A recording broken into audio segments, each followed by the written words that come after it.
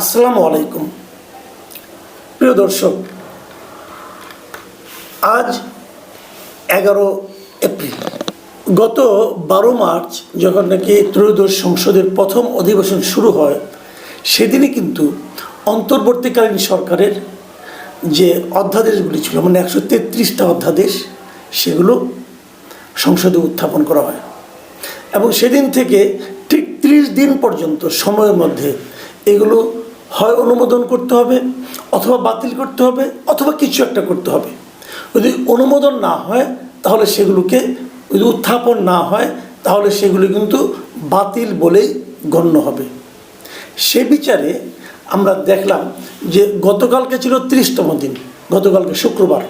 এই জন্যই কিন্তু শুক্রবার দিন জাতীয় সংসদের অধিবেশনও বসেছিল।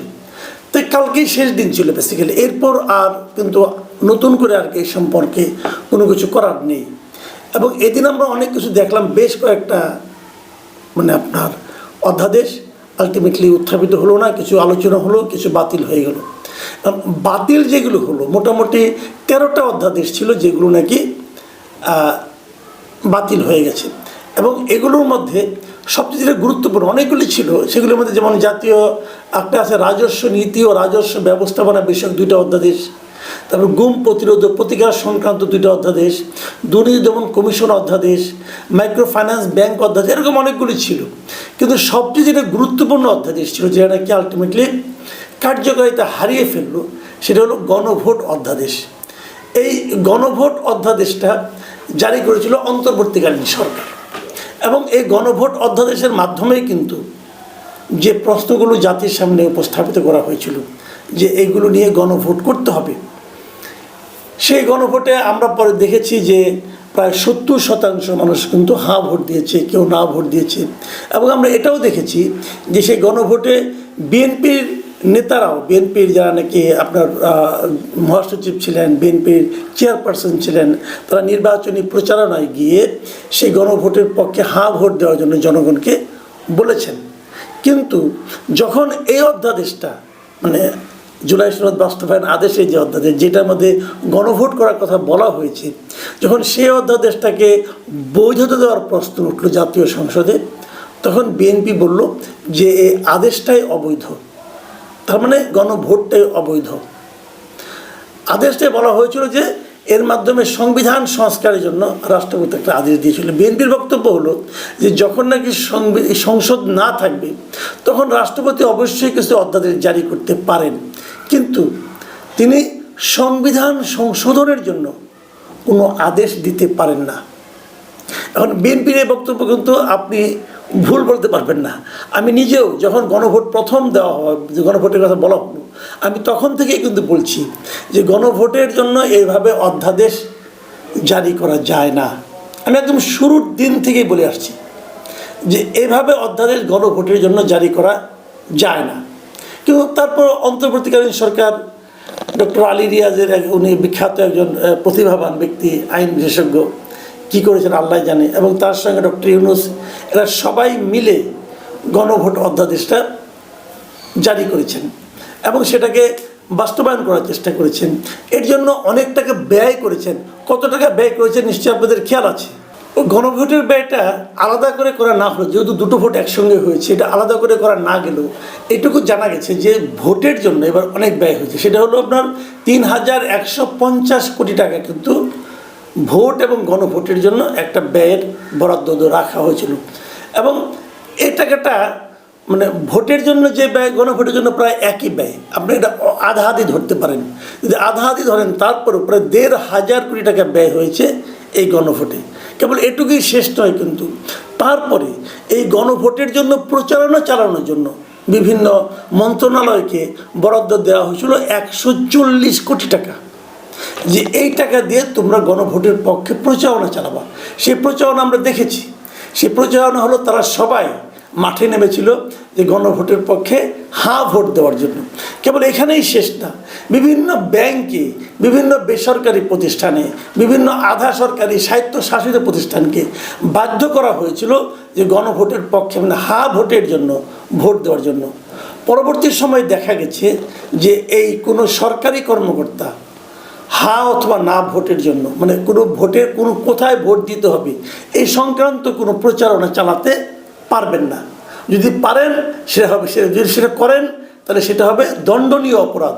তাহলে আমরা কী পেলাম, যে একটা অন্যায় কাজ করার জন্য সরকার প্রায় 200 কোটি টাকার মতো ব্যয় করেছে, আর ওদিকে একটা অবৈধ কাজ করার জন্য, মানে যে জিনিসটা নাকি বৈধই না সেটা করার জন্য প্রায় 1,500 কোটি টাকা ব্যয় করেছে।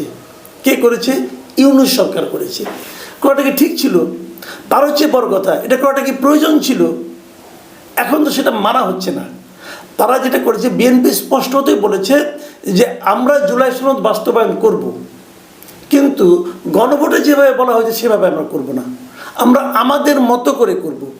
অনেকে বলছেন তাহলে 70% ভোট যে গণভোটে দিল, তাহলে জনগণের এই রায়ের কি কোনো মূল্য নাই? আমি আপনাকেই প্রশ্ন করি, যিনি এই অনুষ্ঠান দেখছেন তাকে প্রশ্ন করি, গণভোটের যে 4টা প্রশ্ন ছিল, আপনি কি ওই প্রশ্নগুলো বুঝে বুঝে ভোট দিয়েছেন? Simple question. আমার জানা মতে, আমার ধারণা মতে এই গণভোটে যারা ভোট দিয়েছেন তাদের মধ্যে মানে 98% বলবো আমি, তারা বুঝেনি নাই তাদের কি ভোট দিতে হবে, কেন হা ভোট দিতে হবে, কেন না ভোট দিতে হবে। কারণ ওখানে 4টা প্রশ্ন ছিল, 4টা প্রশ্নের জন্য একটা উত্তর। এটা আসলে ইম্পসিবল। ডক্টর আলী রিয়াজও এই প্রশ্নের উত্তরে হা অথবা না কেন দিবেন বলতে পারবেন না, ব্যাখ্যা করতে পারবেন না। এখানে অনেকগুলি পরস্পর বিরোধী প্রশ্ন আছে, আপনি কোনটার উত্তর হা দিবেন, কোনটার উত্তর না দিবেন আপনি জানেন না ভাই। তো এরকম একটা কনফিউজিং জিনিস আমাদের উপর চাপিয়ে দেওয়া হয়েছে। এখন যারা বলছেন, মনে করেন জামাত ইসলাম বলছেন, এনসিপি বলছেন যে জনরায় বাস্তবায়ন করতে হবে, কেন গণভোট বাস্তবায়ন করা হবে না, এর মাধ্যমে বিএনপি গাদ্দারি করতেছে। এর মধ্যে আবার দেখলাম যে নাহিদ ইসলাম উনি বিএনপিকে রাবণের সঙ্গে তুলনা করছেন। তারপরে আবার দেখলাম যে ঢাকা বিশ্ববিদ্যালয়ের 3 জন স্টুডেন্ট এর মধ্যে আমরণ অনশনের কর্মসূচি ঘোষণা করেছেন যে গণভোটের রায় বাস্তবায়ন করতে হবে। বাট কোশ্চেনটা হলো গণভোটের রায়টা কি? গণভোটের রায়টা হলো জুলাই সনদ বাস্তবায়ন করা, এবং জুলাই সনদ বিএনপি বলছে আমরা বাস্তবায়ন করব, কিন্তু জুলাই সনদ বিএনপি কীভাবে বাস্তবায়ন করবেন সেটা নিয়েও কিন্তু একটা বিস্তর প্রবলেম আছে, বিস্তর একটা সমস্যা আছে। কারণ বিএনপি যেগুলোতে নোট অফ ডিসেন্ট দিয়েছিল, বিএনপি কি সেগুলিকে বাস্তবায়ন করবে? করবে না। আবার যেগুলোতে জামাতে ইসলাম নোট অফ ডিসেন্ট দিয়েছিল সেগুলো কি বিএনপি বাস্তবায়ন করবে? এটা নিয়ে কিন্তু একটা বিরাট একটা বিতর্ক। তো এখন এটাকে কীভাবে আপনি সমাধান করবেন? এবং চট করে যেভাবে জামাত ইসলাম এবং এনসিপি বলছে যে বিএনপি গণবিরোধী আচরণ করছে, সেটাও কতটুকু আসলে আইনসম্মত এটা নিয়েও কিন্তু প্রশ্ন উঠবে। এখন সব মিলিয়ে যে জিনিসটা বলা হচ্ছে যে পিপলস উইল, দেখেন আমি যেটা পার্সোনালি মনে করি যে এভাবে গণভোট করাই ঠিক হয় নাই, এটা প্রথম কথা।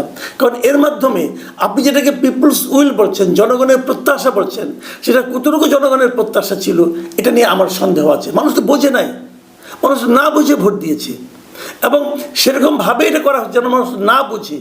তো এটাকে কি সহজ করা যেত না? যেত। সেরকম করে যদি আপনারা করতেন তাহলে আমরাও এর পক্ষে নামতাম। আবার বিএনপি যেভাবে এই অধ্যাদেশ থেকে এটা বাতিল করে দিল, সেখানেও কিন্তু আমার প্রশ্ন আছে যে এটাকে বাতিল এভাবে করার দরকারটা কি ছিল? আলোচনা করা যেত না? আলোচনা করে তো ব্যবস্থা করা যেত, এই ব্যবস্থাটা আমরা যা যা এখানে আছে সবই আমরা বাস্তবায়ন করব, কিন্তু এভাবে করব না। এটা নিয়ে কি আপনারা বিরোধী দলের সঙ্গে বসতে পারতেন না? না করে কি হচ্ছে, এখন পুরো বিষয়টাকে আপনারা রাজনীতির বিষয় নিয়ে আসলেন। ভাই এটা নিয়ে তো আমরা রাজনীতি চাই না, আমরা এমন একটা সংস্কার চাই যে সংস্কারের মাধ্যমে আমরা আরেকটা স্বৈরাচারী শাসন যেন না কায়েম হয় সেদিকে যেতে পারি। কিন্তু বিএনপি গত কয়েকদিনে যে সমস্ত অধ্যাদেশগুলি গ্রহণ করেছে, যেগুলো বাতিল করেছে, এই সব মিলিয়ে মনে কি হচ্ছে যে বিএনপি একটা দুর্দান্ত গণতান্ত্রিক পদ্ধতি দিকে যাচ্ছে? সেটাও কিন্তু মনে হচ্ছে না। আমি কিন্তু বিএনপির কর্মকাণ্ডে, বিএনপির আচরণে স্বৈরাচারী শাসনের কিছু কিছু নমুনার শুরুটা দেখতে পাচ্ছি। এটা কতদিন চলবে, কীভাবে চলবে আমি জানি না, কিন্তু একটা সরকারের বয়স 2 মাস হয়নি, এখনই যদি তাদের কর্মকাণ্ডের কারণে মানুষ আবার রাস্তায় নেমে আসে। দেখুন একটা কথা আমি বলি, বিরোধী দল বলতে এখন কারা আছে? জামাত আছে, এনসিপি আছে। জামাত তো বিএনপির একসময় পার্টনার ছিল, আওয়ামী লীগ তো নাই মাঠে। তো যেখানে আওয়ামী লীগ নাই, জামাতের মতো একটা দল বিএনপির প্রতিদ্বন্দ্বী হিসেবে আছে, তো তাদের সঙ্গে একটা শান্তিপূর্ণ সহাবস্থানে থেকে এই জুলাই সনদ বাস্তবায়ন করতে বিএনপি কেন পারল না, এটাও আমি বুঝতে পারি না। হয়তো অনেকে বলবেন যে 2 শতাধিক আসন পেয়ে গেছে, নিরঙ্কুশ সংখ্যক